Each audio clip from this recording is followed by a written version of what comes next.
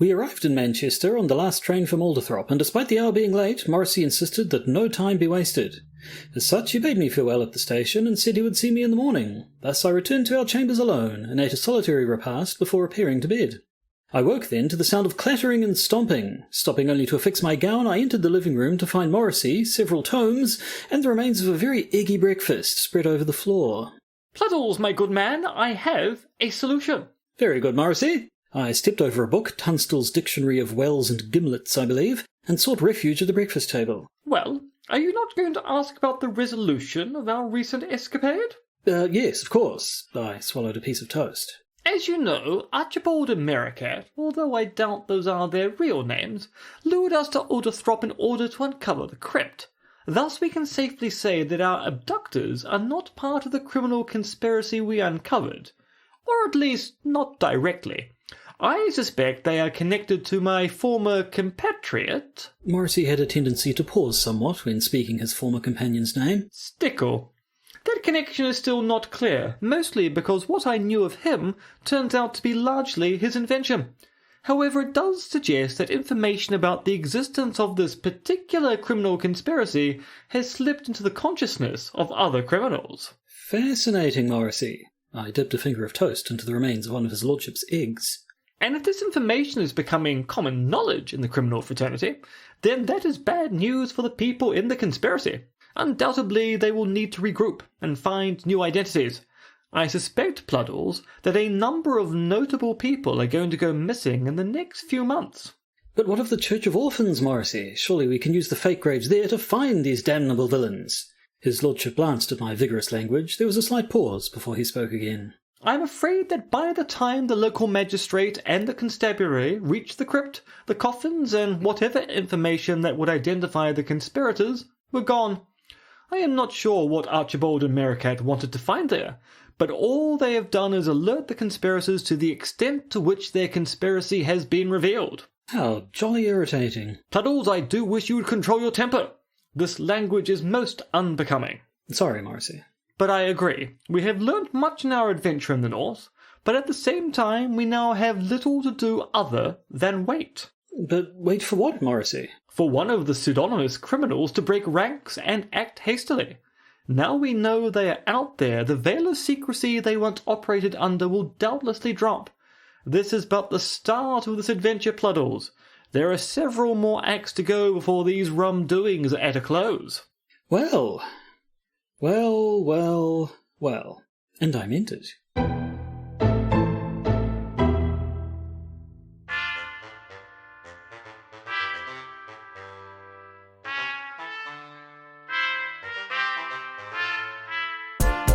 The Podcaster's Guide to the Conspiracy, brought to you today by Josh Edison and Dr. M. Dentith.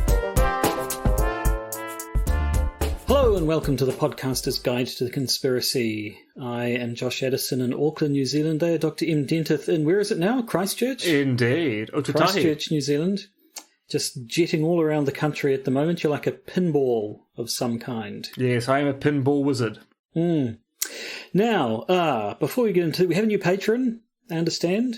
We do. In fact, actually, we have two. Well, we have a new patron, and we have a patron who has increased their fidelity towards us. It's all very awkward. So we have a new patron who will remain nameless, for they have pledged under the threshold of secrecy. And we have a new patron, actually an old patron, but a patron at a new elevated level, which we'll deal with next week. Let's just say it's a bit of a rum doing, this one. Indeed. I have nothing to do with our sort of patronage and funds and what have you. I'm the 1950s housewife in this podcasting venture. Em looks after all of that business. So how many patrons do we actually have, if it's not a vulgar question to ask? Oh, somewhere in the vicinity of 30 now. Goodness, that's just, I find that quite foolish. But yes, it's 29 more patrons than I ever expected. There we go. Well, thank you one and all.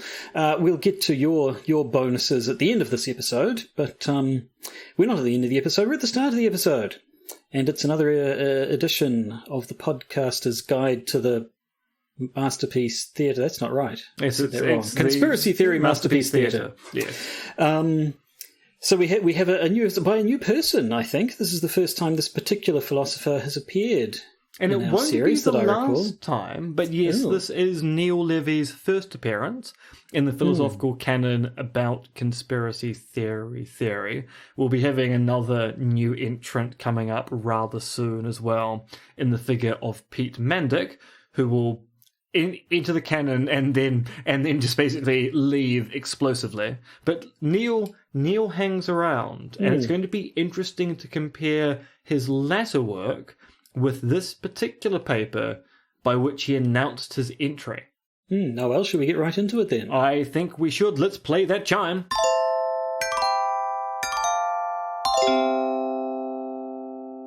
Indeed. So, the paper we're looking at today is A Radically Socialized Knowledge and Conspiracy Theories by Neil Levy from the issue of Episteme Or Episteme. No one's entirely sure. Nobody knows. From 2007. That we are sure about.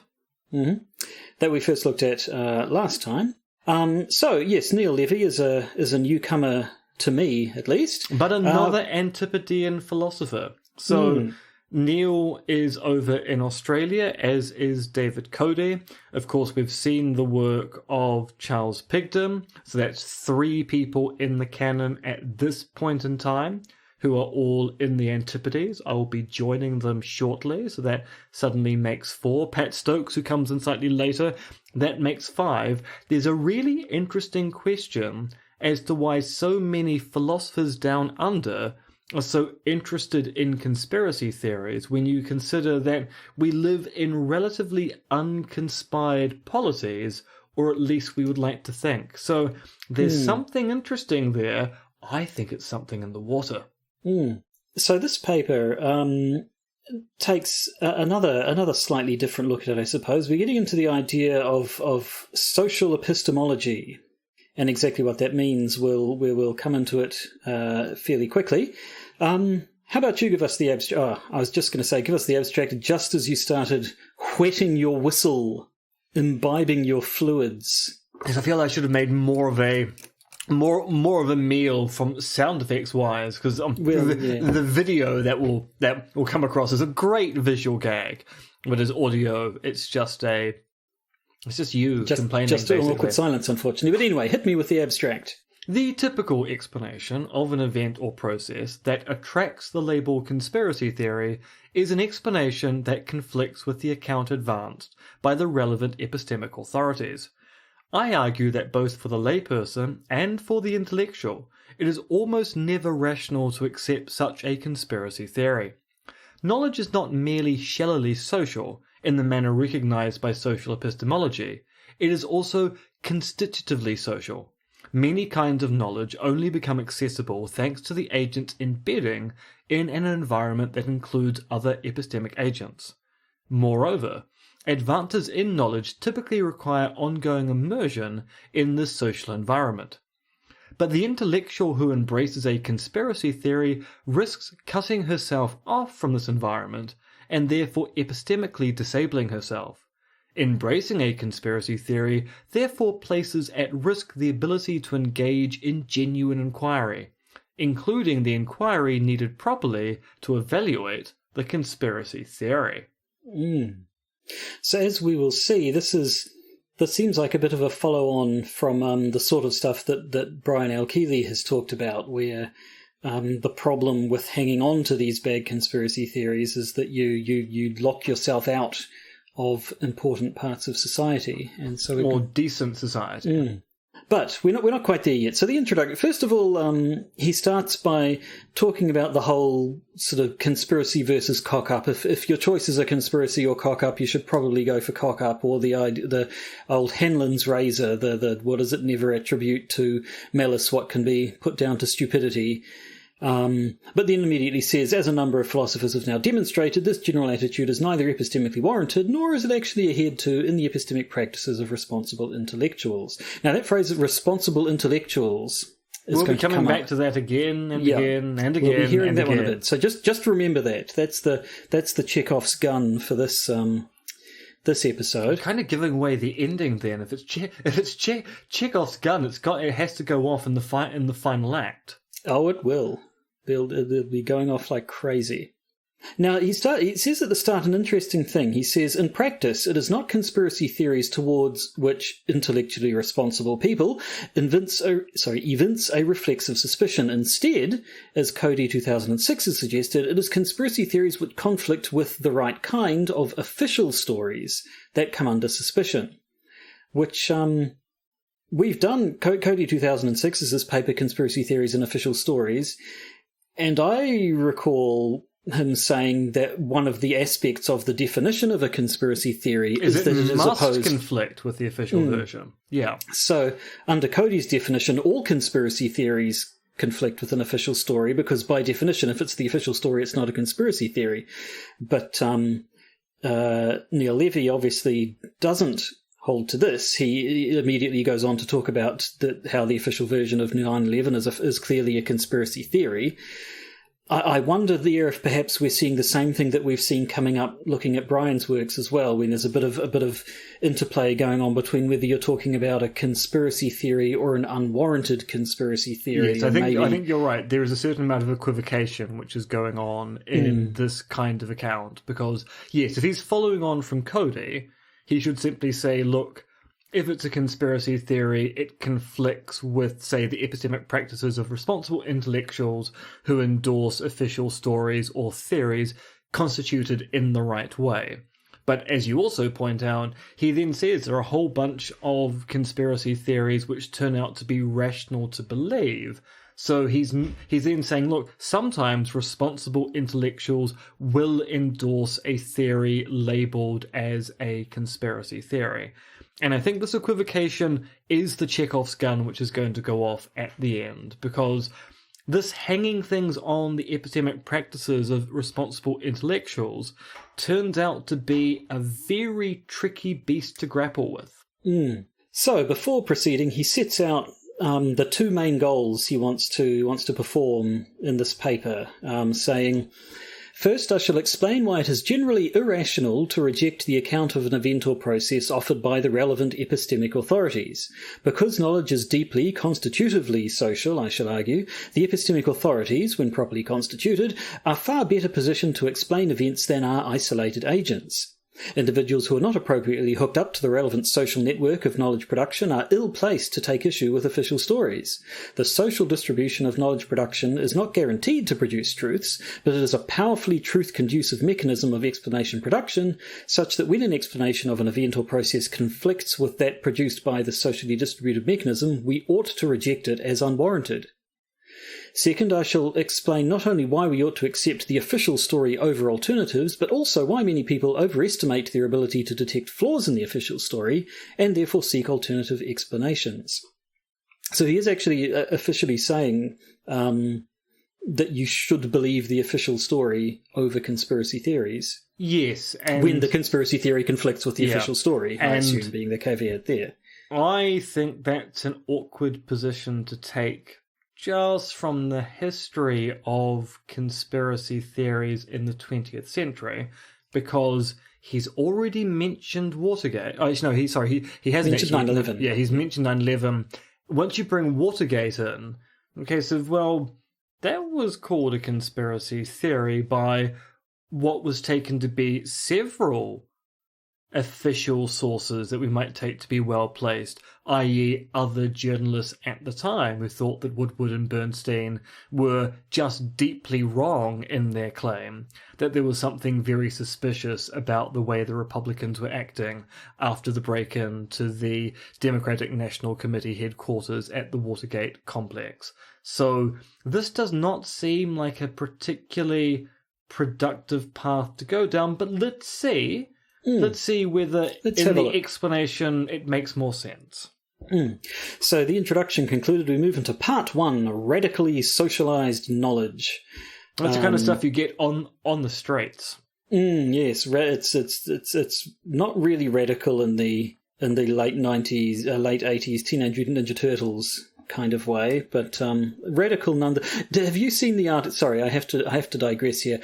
Have you seen the Twitter feed that is Wikipedia articles that can be sung to the theme of Teenage Mutant Ninja Turtles? I have, yes.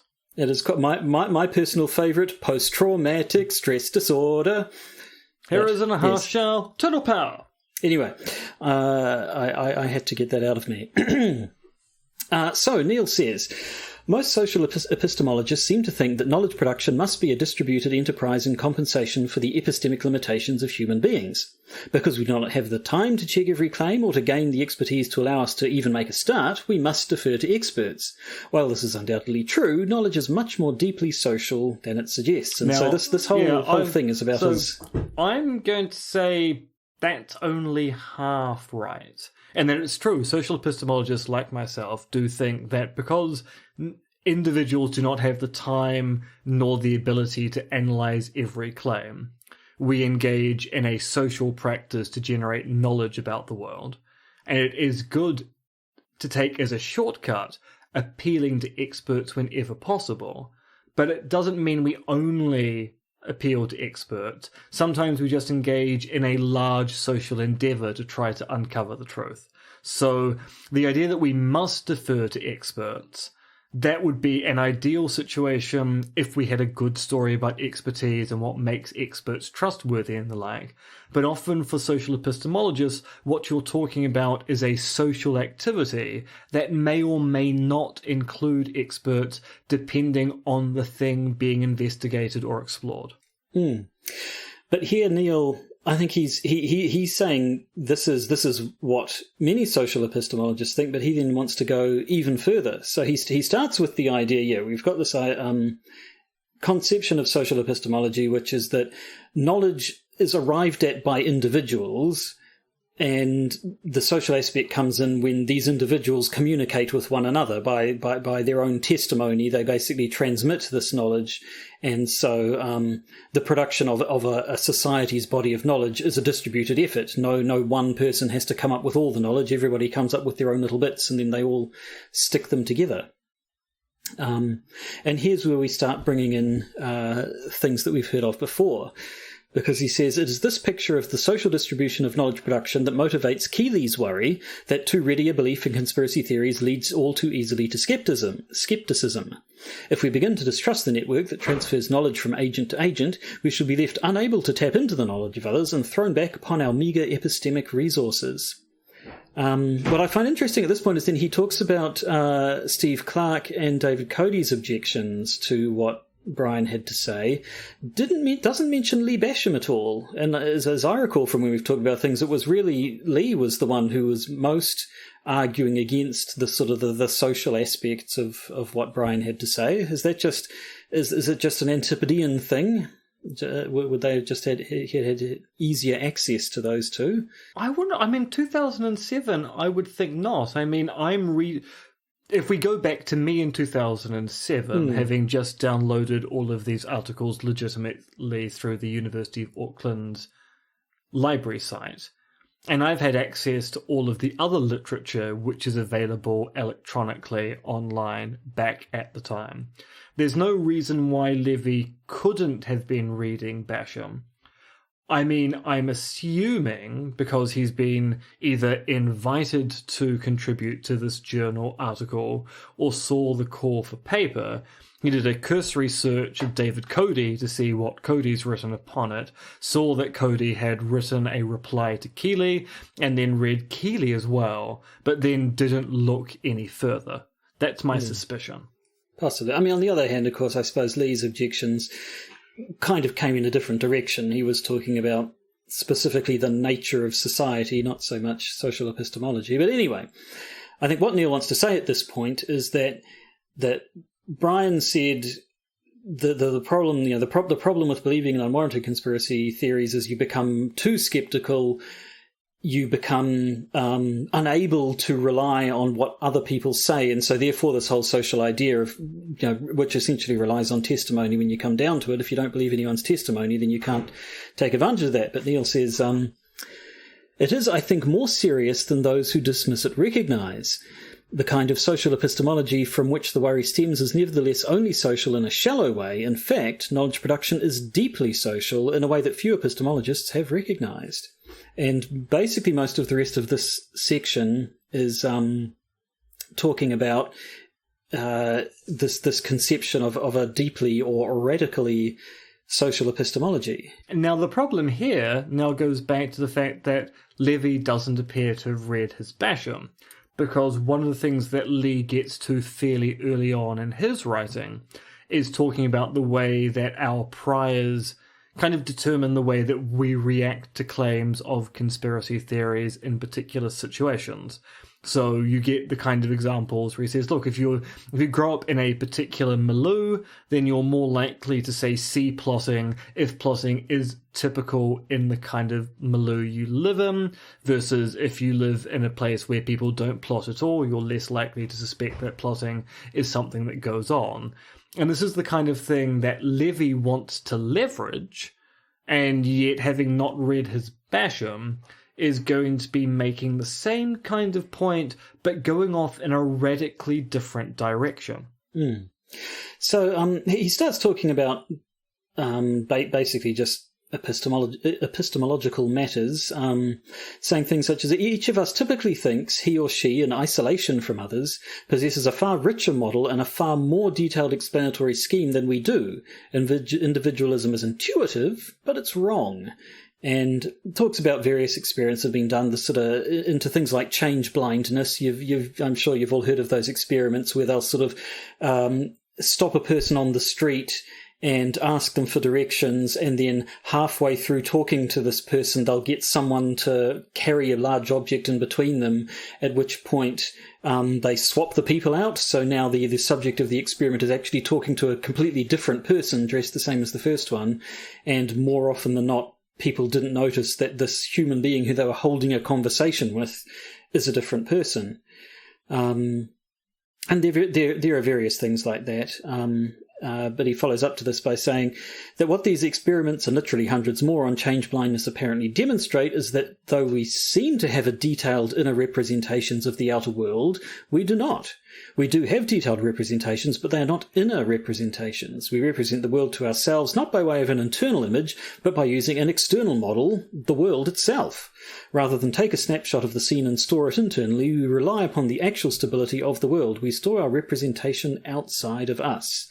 And goes through a bunch of reasons why this is a rational and generally worthwhile thing to do. Which is basically the argument that it reduces the cognitive load if we assume a certain amount of stability to the things going on around us. We don't need to spend too much time looking to check that things are remaining stable. We assume stability, and it makes it much easier for us to go about our daily lives. What's that? There's a science fiction series. Is it one of the sort of foundational ones? Like, where one of the plot points is that you have characters who sort of act as a relate everything that they see, but only rely on exactly what they observe. So would not say, if they saw the front of a house, they wouldn't be drawn on whether or not it was the actual house or a facade, having not been able to see the rest of it, or if they saw a thing in one place at one time, they wouldn't be drawn on whether or not it was still there a moment after they looked away from it, and so on. But I know of what you speak, but I cannot remember the exact reference. At any rate, the point is we're not like that. We assume that the world does kind of stay stable enough in our absence that we can just assume we can come back to it and it'll be there. So he goes on to say, when we store our representations externally, we use a publicly accessible medium. Our mental representations are shared. In this sense, they're far more deeply social than anything envisaged by traditional social epistemology. Basically going on that this just sort of becomes more and more. The technology that we have these days means we can offload more and more of our cognitive load onto external sources. So, I learnt how to do long division with a pen and paper, but bugger if I can remember how, and I don't need to because my phone has a calculator. Although, don't you recall your math teacher back at school saying, look, you're not going to have a calculator when you go to the supermarket, you've got to learn how to do this, and now we have calculators on our watches. Exactly. Phone numbers, you used to have to remember or at least write down important phone numbers all the time. I know my number off by heart. I know my wife's number. I think I know my parents', But basically, I have a phone that remembers all my numbers for me. I have a phone that tells me where to go if I don't know the way. You know, we have all this stuff that we just offload things externally, so we don't need to load ourselves up with all this other stuff. I suppose this comes down to and I think he gets into this a little bit later as well. There is trust that the people who made these technologies knew what they were doing, and that we can therefore rely on them to, you know, the software running these calculators does actually do maths properly, and the storage of our phone numbers is reliable and will recall them properly and so on. But I mean, this day and age, like, I've often thought, you think technology like computers and so on, like, is it even possible for a person to actually understand how, say, a laptop computer works in every detail, down to the knowledge of how silicon semiconductors work and, you know, every single bit of it? I don't know. Maybe if you're a real expert who'd devoted their lives to it, perhaps. But... Yeah, and even then you might go, the engineers at Intel, when they're generating a new CPU package, individual engineers will know their particular section of the silicon really well, but they're probably trusting that the engineers who are working on the other bits of the silicon are obeying particular rules to make sure that the connections are correct, because knowing all 16 million transistors on one chip probably is beyond the human brain at this point. I mean, yeah. I could be wrong. There could be someone who works at Intel listening to this podcast going, nope, I know exactly how every single bit in your laptop, well, not my laptop, because my laptop's one of these new fancy Apple M1 chips, but I know how everything works in your laptop, Josh. I know exactly how things work in your laptop, and I know what you've been watching. I can see. Yeah. Perfectly there. Actually, I do remember reading once that one of the biggest uses of artificial intelligence technology is actually in testing computer chips, because when you have millions of transistors with, you know, billions of possible connections, it's more than a person or team of people could ever actually properly test. It has to be automated. Anyway, moving on. Neil goes on to say that there are two important points here. First, that our cognitive abilities are not just shallowly social, not merely dependent for their success upon cumulative repositories of knowledge and on the division of cognitive labour, but deeply social, and that they are actually constituted by their embedding in the social world. Second, that our reliance upon these external resources is so complete, so much a part of the background of our thought, that it is often entirely missed, and individualism is intuitive, though it is deeply mistaken. And he goes through a number of sort of illustrations of these points. He talks about experiments people have done on chimps with the way they can be taught and things, where they've talked about experiments where basically this sort of thing where people will say, we'll ask a person, do you know how do you know how your toaster works? Do you know how your television works? And people say, oh, yeah, no, I know exactly how it works. But then when asked to actually spell it out, really, you know, you got the basics of it. You put the bread in, and then this bit of it gets hot, and that toasts the bread. But exactly how the mechanisms work and everything, we actually probably know less than we do. I do remember it was one of Charlie Brooker's screen wipe things, or something like that. One of Charlie Brooker's shows, and he was interviewing people and said to go, you know, how much do you know? Just like as a percentage of all there is to know, how much do you know? And gets one guy says, I don't know, maybe like 20%? Really? How many atoms are in this desk? What did everybody do in the world last Tuesday? And basically sort of this guy realized, actually I know essentially nothing compared to the near infinite number of things that could be known. Now, going back to toasters, do you watch Technology Connections on YouTube? I do not. What is this? So he's a YouTuber who basically does deep dives into commonplace bits of technology. So he did a video on how VHS decks work. But he also did a really interesting video on how your toaster is not as advanced as a toaster made in the 1950s, and just goes in to talk about how in the 50s we had really, really fancy toasters that guaranteed you good toast every time, no burning. You know, if you wanted to be a particular shade of brown, it would always be that shade of brown. but it turned out that these toasters were incredibly expensive to manufacture, and so cheapness means we now have really rubbish toasters instead. And so when he does this deep dive into what makes a toaster good, you end up going, toast could be good. Why is my toaster so bad? And the thing is, it's capitalism. Good old capitalism. Now, so he sort of spends a page or two talking about these experiments, just illustrating all these things. And I would say he spends too much time on this stuff. I found myself. But he finishes by saying, we now have in hand all the ingredients to explain A, why it is usually irrational to disbelieve the official story, and B, why there is a strong temptation to disbelieve it. So part 1 was just as radically socialized knowledge, leading into part 2, official stories. And so now we actually start officially referring to conspiracy theories and so on. So he sort of kicks things off by saying, the official story is the story promulgated by the authorities. Cody, who introduced the phrase into the debate, did not distinguish between the different kinds of authorities that might promulgate an explanation of an event. Clearly, it is often rational to heavily discount the official stories offered by some authorities. In totalitarian countries, people learn to read the official news media with a jaundiced eye, and this attitude is often warranted. Recent events in Anglophone Western democracies demonstrate that this kind of attitude toward the official stories promulgated by governments and by their sycophants in the media is all too often warranted in non-totalitarian countries. But there are other kinds of authorities beside governmental authorities and other kinds of official stories. Though it's not epistemically irrational to reject official stories per se, there's a class of official stories that, other things being equal, we ought to accept. Responsible believers ought to accept explanations offered by properly constituted epistemic authorities. Properly constituted epistemic authorities.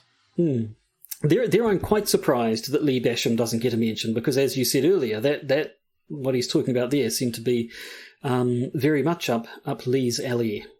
So he says we don't.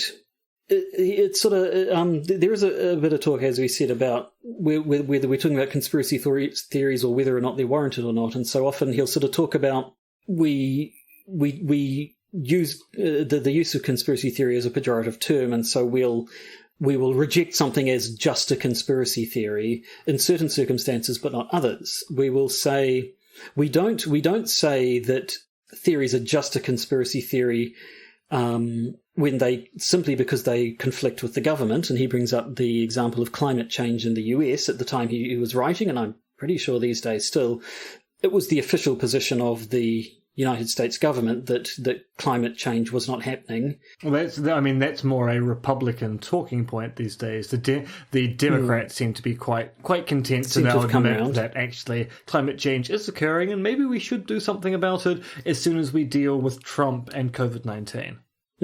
But as I said, in that case, if we reject the official, quote unquote, official version coming from the government, and you could tell a decent story that this is kind of a conspiracy theory if you sort of bring in the idea that sort of the fossil fuel companies and the like are exerting pressure via lobbying on the government to play down the risks of climate change and so on. But we don't say, oh, that's just a conspiracy theory. At least we don't reject it because it's quote unquote just a conspiracy theory. We reject it because other authorities, arguably properly constituted epistemic authorities, are telling us that climate change is real.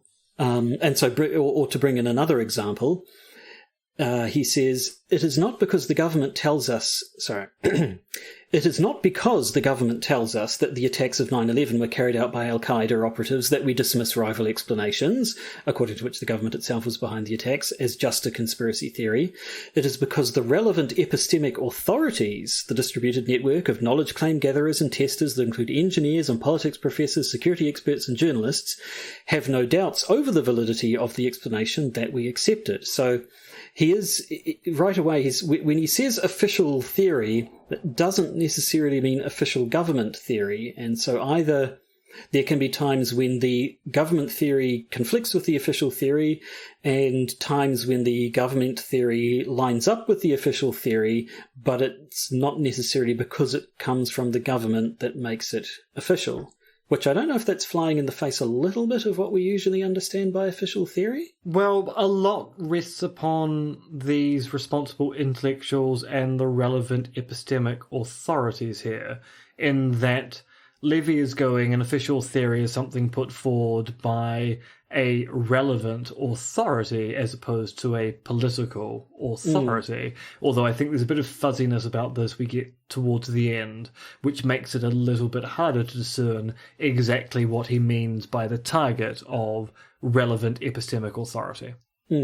But he does want to say that when the government and the epistemic authorities disagree, responsible intellectuals, there they are again, will tend to side with the experts, whether it's conspiratorial or not conspiratorial. And I assume he would be thinking of examples such as we see in the current climate with the Trump administration versus all of science, essentially, when talking about COVID-19.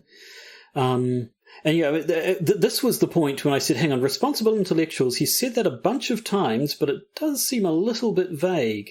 But then reading further down, possibly we might actually get a bit more detail on exactly what a responsible intellectual is a little bit later. But at this point, having talked about the idea that you should go with the official story, where the official story is what comes from properly constituted epistemic authorities, the question he then has to answer is, what actually is a properly constituted epistemic authority? And it's a good question, because an awful lot rests upon your definition of epistemic authority, or as many people would say, simply expertise. So when you typically appeal to experts, there are a whole bunch of factors you want to take into mind. You want to know, first of all, are the experts acting sincerely? Because sometimes experts lie.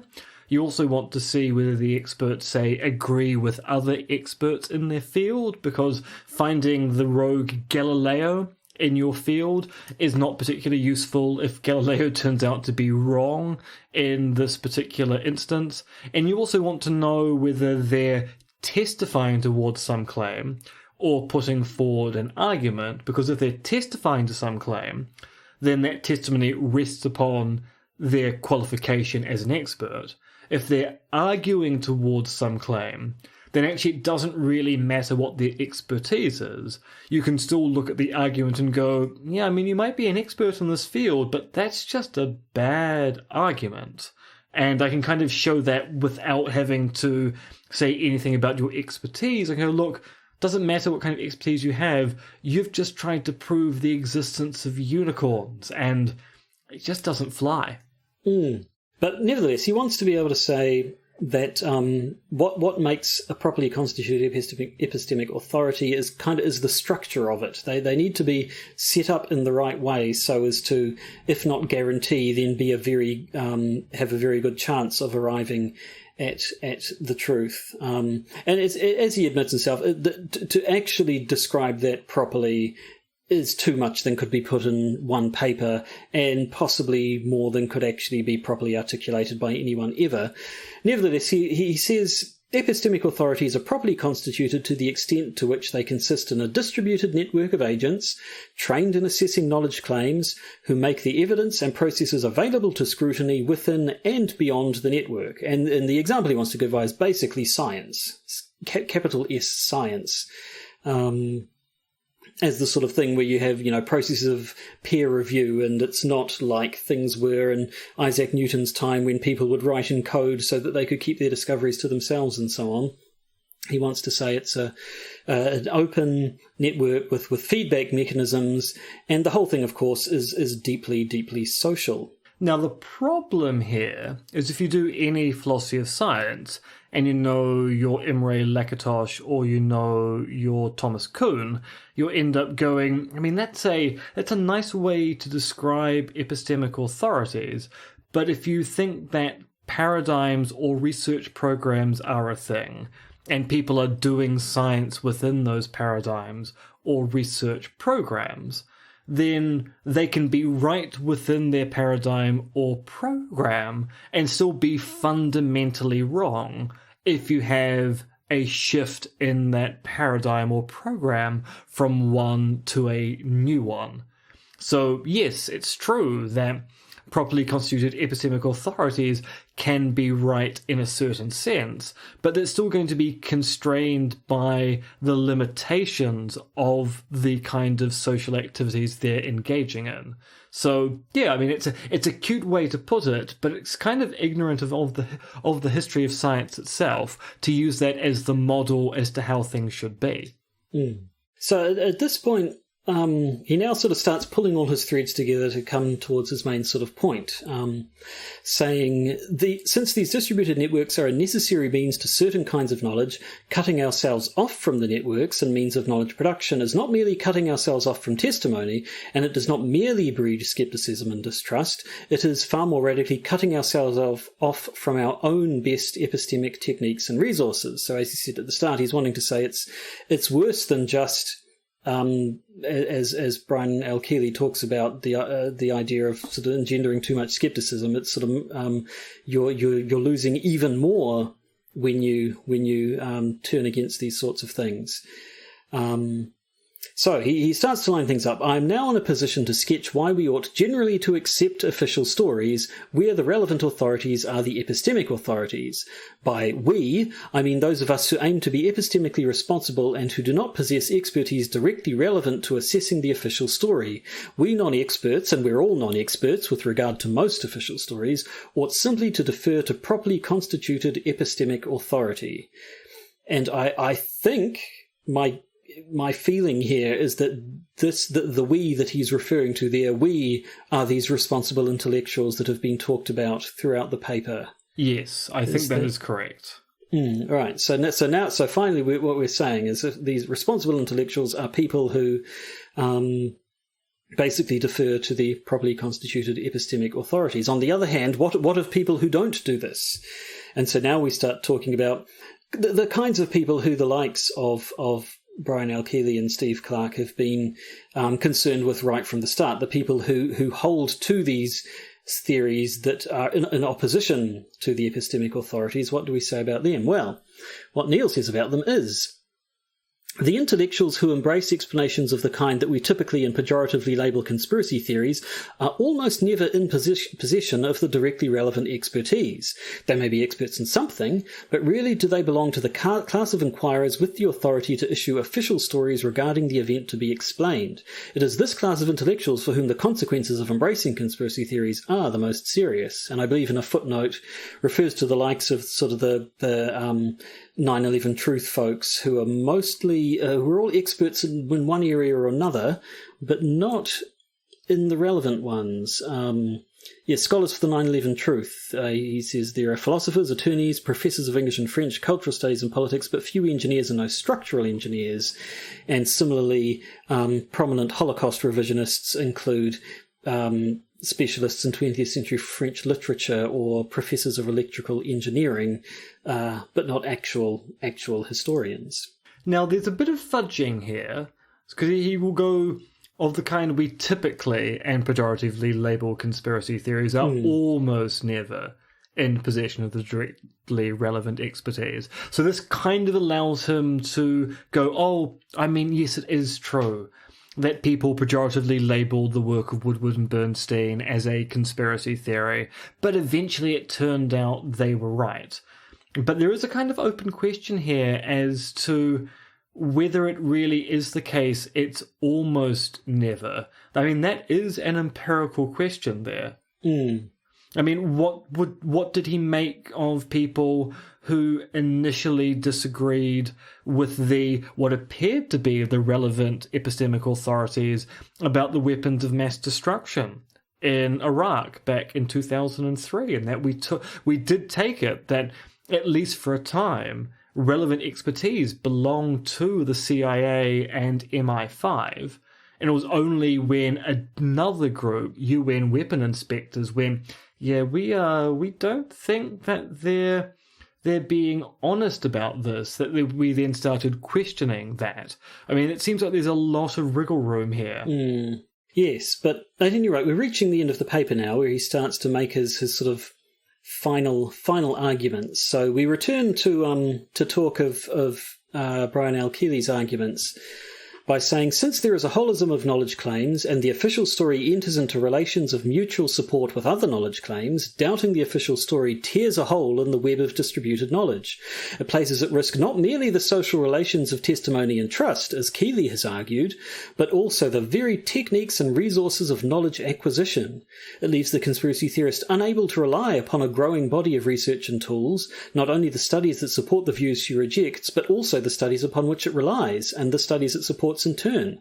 It leaves her doubtful of the techniques those studies employed. It throws her back upon her own cognitive resources, and no matter how clever she is, no matter how educated, those resources are meagre. And I mean, I can sort of see when you look at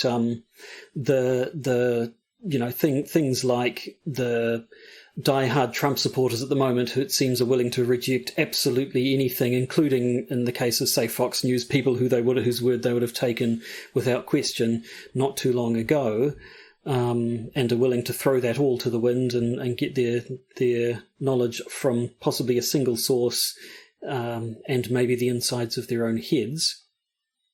But the next part he talks about, as he had said before, he wanted to talk about why it can nevertheless be attractive to believe in such conspiracy theories, but saying, the radically socialized view of knowledge sketched here provides an explanation for why it is irrational to reject the official story. Moreover, it also helps to explain why conspiracy theories are tempting.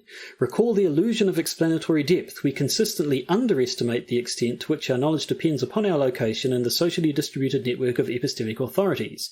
We take ourselves to be able to understand more, far more, by ourselves than we are really capable of. Hence, we take ourselves to be able to detect flaws in the official stories, flaws that the epistemic authorities have either inexplicably overlooked or from which they have deliberately turned. We take the conflict between our intuitions and the explanations offered by the epistemic authorities as evidence that the latter are stupid or base, rather than recognizing that the conflict is the predictable consequence of our lack of access to the relevant cognitive tools.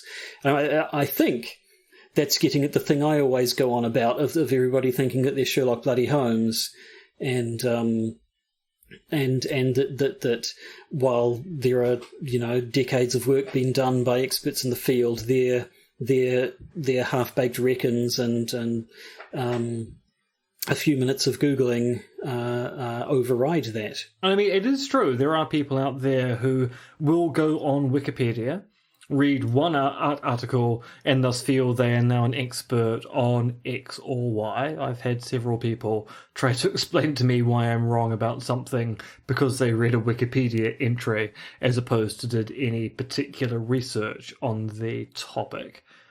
I don't know that that's the most common stratagem you get when it comes to people putting forward conspiracy theories. Sometimes, and I would say actually often, when people put forward a conspiracy theory, they're going, look, I think there's something wrong with the official theory.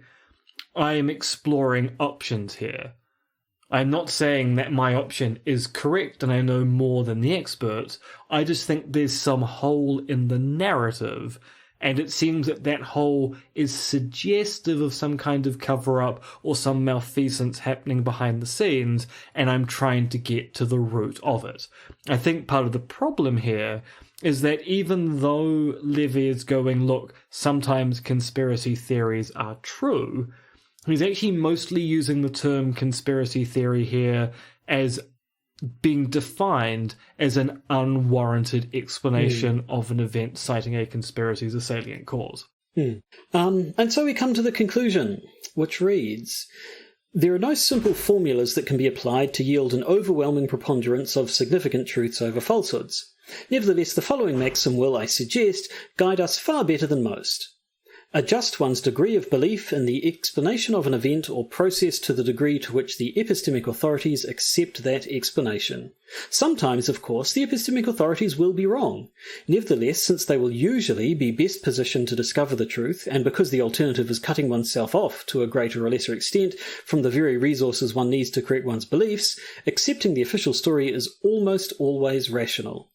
Implementing the strategy is not a trivial task for two reasons. It requires first that one be able to discover the degree to which the irrelevant explanation is accepted by the epistemic authorities, which requires in turn that one can identify those authorities or identify those who can, and that's not always easy. Second, it requires a measure of epistemic humility that is far greater than we're accustomed to or accustomed to counting as a virtue. When it comes to knowledge, we each do best by cultivating only our own garden, that relatively small sphere in which we can claim some expertise. The big picture we ought to leave to take care of itself. And I mean, reading through this, I think it all sort of made sense to me. I think I was sort of nodding in agreement most of the time, but yeah, I think a lot of the time. And we saw this with the last paper we looked at as well, the conspiracy theories and the internet. A lot of the time, I think what it was. Sorry, Steve Clark's paper. Steve Clark's paper, yes. There seemed to be a lot of the case that what it said is true, but it's kind of presented as being generally true when, in a lot of the cases, it's true of a specific scenario, but maybe doesn't actually cover the general case. That was my sort of feeling.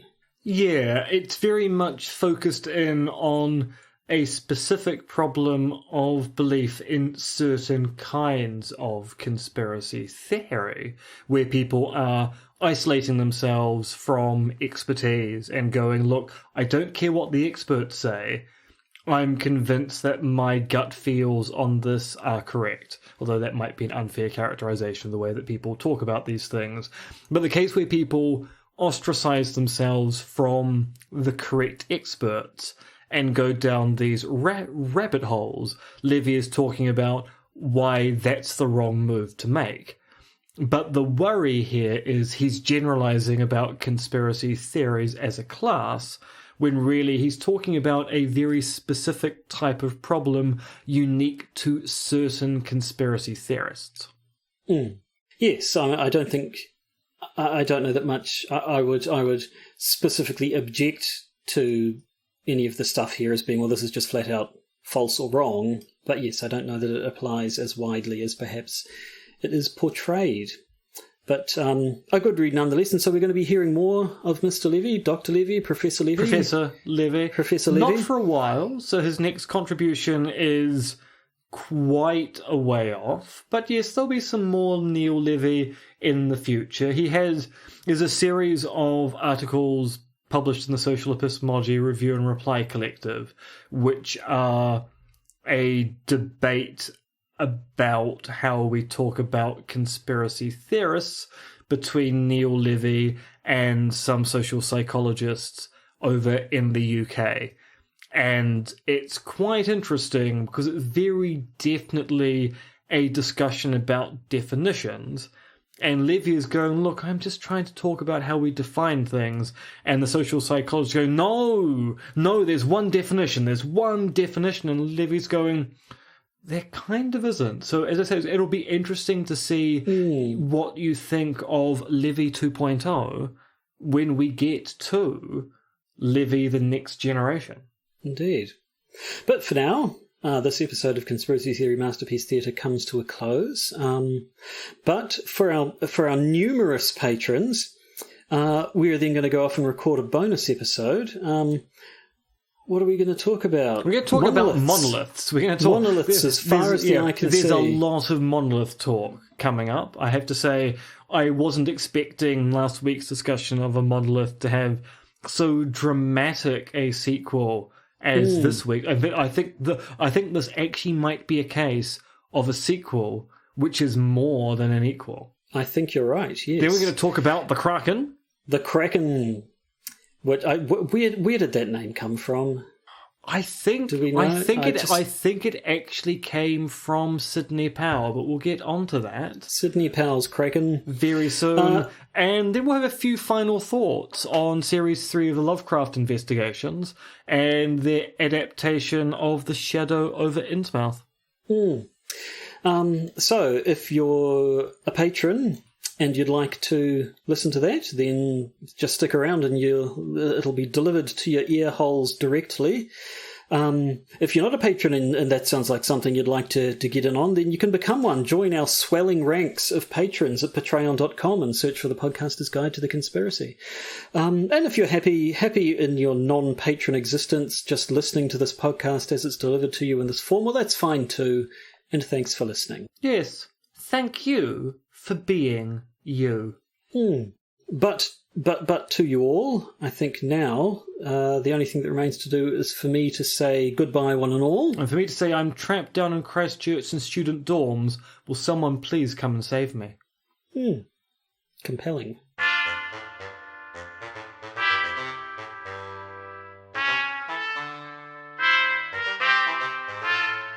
You've been listening to the Podcaster's Guide to the Conspiracy, starring Josh Addison and Dr. M.R. Extended, which is written, researched, recorded, and produced by Josh and M. You can support the podcast by becoming a patron via its Podbean or Patreon campaigns. And if you need to get in contact with either Josh or M, you can email them at podcastconspiracy@gmail.com or check their Twitter accounts, monkeyfluids and conspiracism.